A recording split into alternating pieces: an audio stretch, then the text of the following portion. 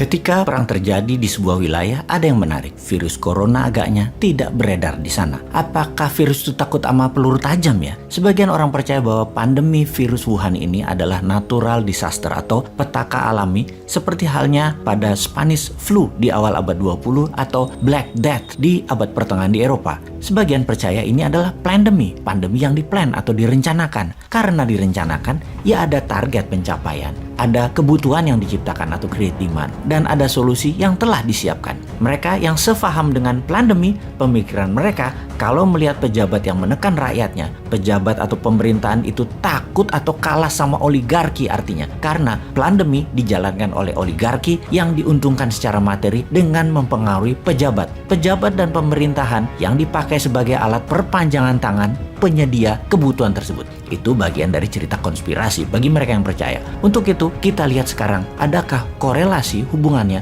dengan perang di Ukraina versus pandemi. Juga sebelumnya kita kupas bagaimana taktik perang Rusia di Ukraina dan apa counter attack strategi bertahan dan menyerang baliknya Ukraina kali ini. Kita lanjut. Sebagaimana kita ketahui pada 24 Februari 2022, dalam waktu 48 jam atau 2 hari setelah serangan, kemajuannya sangat cepat hingga menjangkau lebih dari 80 km dari garis perbatasan. Salah satunya karena militer dan pejabat Ukraina tidak percaya bahwa Rusia akan masuk menyerang Ukraina. Kemudian serangan Rusia melambat, bahkan dalam 2 minggu setelah pencapaian 80 km tersebut, ternyata serangannya hanya menambah jangkauan 15-20 km saja. Hingga saat ini, hanya kota pelabuhan Mariupol yang luluh lantak. Kota nomor 2 terbesar Ukraina, Kharkiv, masih belum bisa ditaklukkan walau jaraknya sangat dekat dengan perbatasan Rusia. Kota nomor 3 terbesar Ukraina, Odessa, bahkan belum tersentuh banyak. Dan Kiev, ibu kota negara, masih aman, belum bisa terjangkau pasukan Rusia. Masih 30 km jarak pasukan Rusia terdekat untuk mencapai Kiev, dan ini sudah minggu ke-6 setelah penyerangan. Perhitungan pencapaian serbuan Rusia baru hanya bisa menaklukkan 20% wilayah Ukraina dan tidak bergerak maju lagi. Kota-kota di dalam jangkauan 20% wilayah yang telah dicaplok pertempurannya masih sengit terjadi, seperti di Kharkiv misalnya. 20% wilayah yang dikontrol Rusia saat ini adalah sekitar 125.000 km persegi di luar Crimea yang sudah dianeksasi di tahun 2014. Yang jadi pertanyaan sekarang, apakah dengan telah mengendalikan 20% wilayah Ukraina, serangan Rusia dianggap sukses? Bagaimana kalau kita bandingkan dengan Operation Barbarossa di tahun 1941, serangan kilat Jerman ke wilayah Soviet yang merupakan serangan tiba-tiba di mana dalam 1 minggu berhasil maju 300 km dan dalam 2 minggu 700 km pasukan Jerman sudah masuk ke wilayah Soviet. Kemudian ketika memasuki 1 bulan, Jerman berhenti sebentar dan menguatkan pasukan cadangan dan logistik, lalu menyerang melebar tetapi tidak langsung ke Moskow. Dengan jumlah tentara Jerman menyerang Rusia sangat besar, membuat di awalnya Rusia tidak memberi perlawanan berarti. Namun yang kita semua tahu, Operation Barbarossa, Jerman kalah dari Soviet. Kesalahan Jerman adalah salah waktu menyerang Soviet di musim dingin, dan salah membaca moral semangat tentara Soviet yang militan. Kita sekarang membandingkan dengan serangan sekutu ke Irak di tahun 2003, di mana dalam 1 minggu 300 km pasukan Amerika dan sekutu masuk ke wilayah ibu kota Baghdad, yang kemudian dalam 6 minggu, 1,5 bulan kemudian Irak takluk.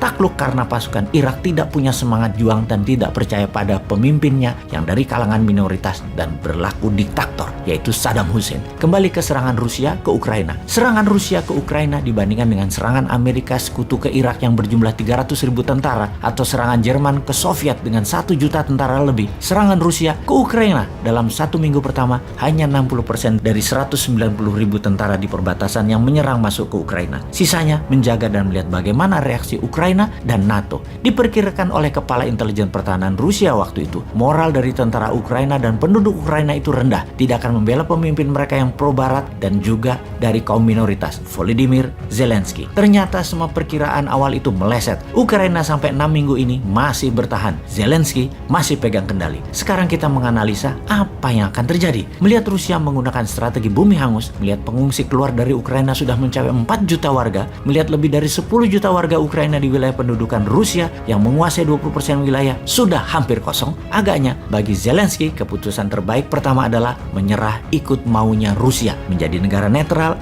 tidak ikut NATO, melepas Donbas, menerima lepasnya Crimea, atau terus bertahan tidak menyerah namun terbuka untuk negosiasi, main panjang, selundupkan terus senjata dari perbatasan Polandia ke kota Lviv, tambah terus mercenaries dari pihak barat, geser penduduk ke sisi barat Ukraina, biarkan sisi timur kosongkan penduduknya, bertahan sporadis pakai serangan insurgensi dengan perang kota di wilayah timur Ukraina. Lalu ada lagi analisa yang sangat penting untuk kita pertimbangkan. Kita semua tahu, virus Delta adalah mutasi virus Alpha. Siapa yang terpapar Alpha tidak terpapar Delta. Lalu ada Omni, di mana yang terkena Alpha dan Delta ternyata tetap bisa kena Omni. Artinya apa? Ada dua artinya. Artinya, satu, vaksin tidak efektif karena sudah divaksin tetap kena, walau dengan perkataan yang penting tidak parah. Nomor dua, juga bisa berarti Omni bukan mutasi Delta, karena itu yang kena Alpha atau Delta tetap bisa kena. Maka, analisa gosip terbaru adalah kalau perang Ukraina cepat berlalu, kurang dari 3 bulan dari sekarang, maka tugas pandemi belum selesai. Ada Delta